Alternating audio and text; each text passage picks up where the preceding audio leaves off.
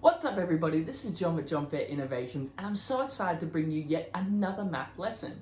So today I'll be teaching you all about Pythagoras Theorem. Now before I get into the video, if you enjoy it, make sure you hit that thumbs up button, leave a comment on maybe another maths topic you'd like me to tackle, and if you really enjoy the video, make sure you hit that subscribe button so you can stay up to date with all the videos as they come out. Now Pythagoras Theorem is the quintessential formula that we use when we're dealing with right angle triangles, when we're dealing with the sides of the right angle triangles, I should say. Right angle triangles, if you're not aware, are just triangles that have a 90-degree angle in them. So all triangles equal 180 degrees. Now an equilateral triangle, for example, all three sides are equal, so all three sides will equal 60 degrees.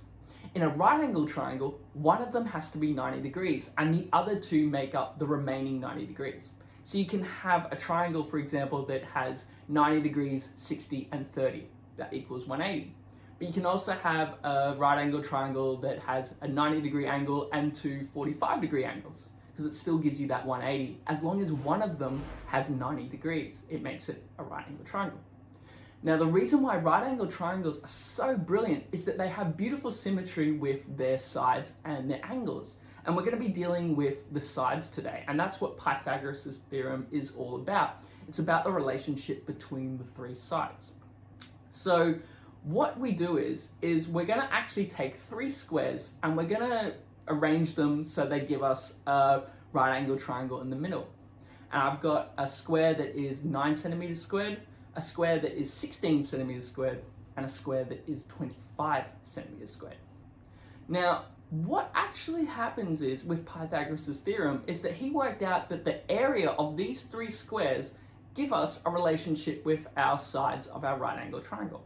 So when we work out the area of a square, we work out that it is side by side, or side squared. And this is how we formulate Pythagoras' theorem, which is a squared plus b squared equals c squared.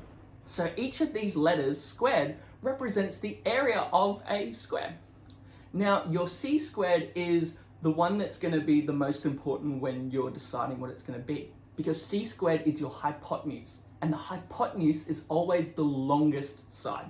So that one cannot be variable. But your a and b, your other two sides, you can change them and it doesn't matter, you'll still get the same answer. The only one that will change is with your hypotenuse, because it needs to be the longest side in order for this to work. And hypotenuse by definition is the longest side. So when you're using other trigonometry formulas, say such as like sin, cos and tan, again you're going to have to make sure that your hypotenuse is the longest side. So what they worked out is that a squared plus b squared, so the areas of the two other sides, will give you the area of your hypotenuse's side. So a squared plus b squared equals c squared. And as you can see, we've got 9 plus 16 gives us 25. So what we can use this is, now we can work, using a little bit of algebra, we can work out the actual lengths of a side. So say, for example, if one of the sides was 3 and the other side was 4 centimeters, we could work out the length of our hypotenuse. So we would plug it into our formula by making, say, 3a, so we could go 3 squared, and we could make 4b, so plus 4 squared. So we would have 9 plus 16 equals c squared. And then we would add them together and that would give us 25 equals c squared. And then the last step we would have to do to get rid of the squared is, when we're dealing with algebra, we always just do the opposite operation. So the opposite operation of a squared is the square root. So all we do is we take our 25 and we find the square root of that value. Well, 5 times 5 gives us 25, so the answer then becomes 5. So c equals 5.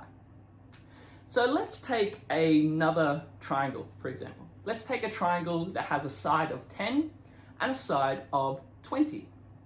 Well, we don't know what the hypotenuse is, but we can use Pythagoras' theory to work out this length. We don't actually need to get a ruler out and measure it out. And in fact, if we use a ruler, we're not going to get a very, very specific answer. We'll have to sort of estimate, because we're going to get a decimal value.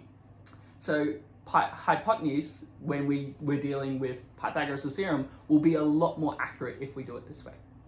So again, we just plug it in, so we can make 20a this time. So 20 squared plus 10 squared, so we can make 10b equals c squared.